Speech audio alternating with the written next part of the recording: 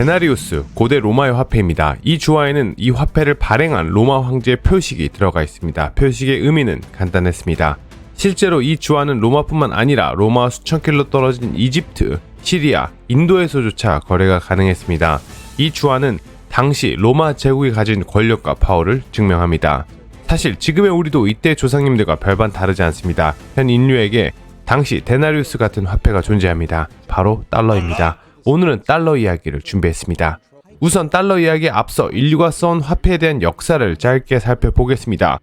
고대 인류, 즉 수렵 채집인들에게는 화폐 자체가 필요 없었습니다. 그들은 필요한 것들을 직접 사냥하고 채집했기 때문입니다. 하지만 한 곳에 정착하고 정착촌이 거대해지고 도시와 왕국이 생기면서 직업의 전문화가 생기고 그리고 어떤 재화의 생산량이 증가하면서 가치 측정에 문제가 생기기 시작합니다. 한 예를 들어 보겠습니다. 좋은 품질의 튼튼한 작업용 가죽 장갑을 만드는 장인에게 그 소식을 듣고 매일 수십 명의 고객이 찾아옵니다. 누군가는 장갑을 얻기 위해 사과를 한 문더기 가져오고 누군가는 돼지를 가져오기도 합니다. 과연 어떻게 가치 측정을 해야 할까요? 이처럼 복잡한 상업 체계가 만들어지고 제대로 기능하려면 화폐가 반드시 필요합니다. 화폐 시스템이 갖춰진다면 가죽 장갑 장인은 장갑에 매겨진 가치, 즉 가격만 알면 모든 게 손쉽게 해결됩니다. 인류는 조가비, 가축, 소금, 심지어 별보배고 등 껍데기를 화폐로 쓰기도 했습니다. 그리고 역사상 최초의 화폐, 대표적으로 여겨지는 화폐는 바로 수메르인의 보리화폐입니다. 단위는 신라였는데 약 1리터에 해당하는 양이었다고 합니다. 말 그대로 보리가 모든 가치의 척도였습니다. 예를 들어 당시 노동자의 시급이 20에서 30신라였습니다. 하지만 기원전 3000년경 메소포타미아에서 은으로 된 세겔이라는 공식적인 화폐가 생겨납니다. 은은 보리보다 휴대가 간편했고 그 가치 측정이 안정적이었습니다. 그 뒤를 이어 리디아 왕국은 최초로 주화를 발행하여 지중해 무역에 표준화된 화폐를 등장시킵니다. 뒤이어 로마 제국의 아우구스투스 황제는 대대적인 화폐 개혁을 통해 은화인 데나리우스를 로마 제국의 기본 화폐로 정하고 화폐 시스템 혁신에 큰 기여를 합니다. 그리고 로마가 멸망하고 중세 시대가 시작되며 상업의 발달로 다시 한번 통일된 화폐 필요성이 커지게 됩니다.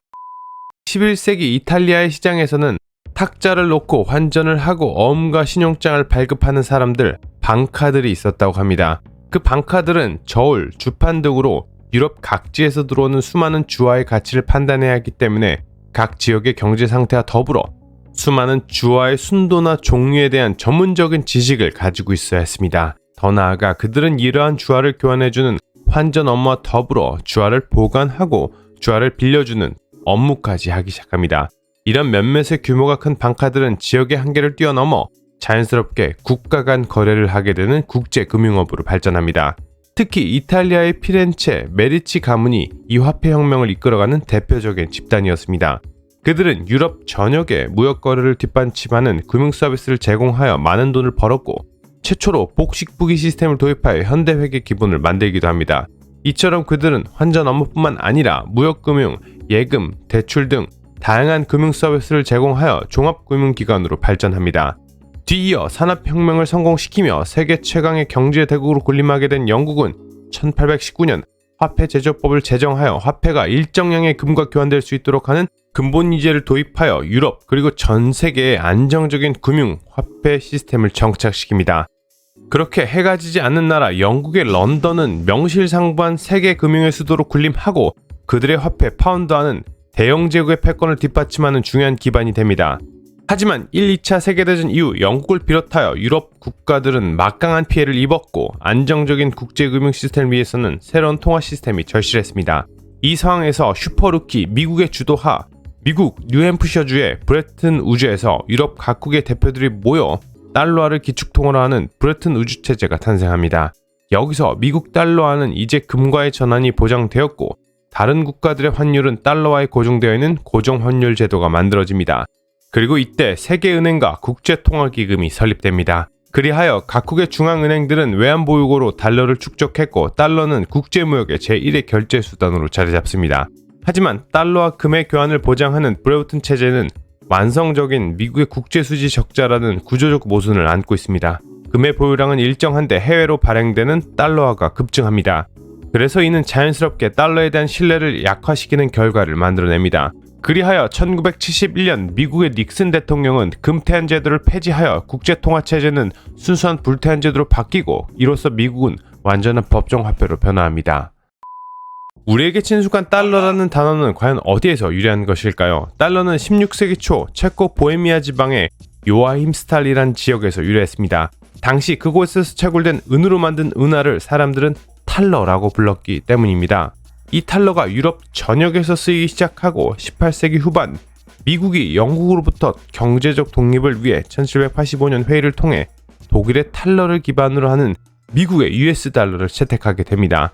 그렇게 미국은 1791년 처음으로 미국 제1은행을 설립하고, 그리고 1792년 미국은 정식으로 달러를 사용하기 시작, 1862년부터는 종이화폐인 지폐도 발행합니다. 하지만 남북전쟁을 겪으며 남부연합은 남부연합 지폐를 따로 만들기도 하고, 북부연합은 그린백이라는 지폐를 발행해 전쟁 자금을 조달하기도 합니다. 심지어 미국 일부 지역에서는 여전히 금화와 은화가 사용되고 있었습니다. 그리고 1879년 미국은 근본위제를 도입하여 달러의 가치를 금으로 고정합니다.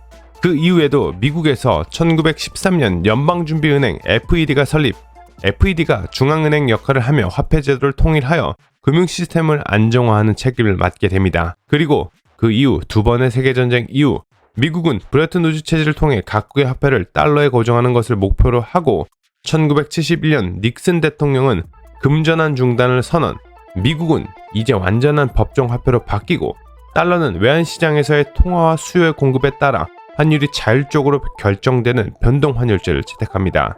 2024년 말 기준 전 세계 외환 보유액이 약 57%가 달러로 구성되어 있습니다. 2013년 12월 60%에서 꽤 많이 감소한 수치이긴 하나, 미국 달러는 여전히 전 세계 기축통화로서 글로벌 무역과 금융의 중심 역할을 해오고 있습니다. 하지만 외환 보유액이 감소한 수치에서 보듯 달러에 대한 신뢰가 조금씩 떨어지고 있는 것 또한 사실입니다. 과연 달러의 위상은 계속 유지될 수 있을까요? 오늘도 이야기 들으셔서 정말 감사합니다. 좋아요, 구독은 더욱 감사합니다.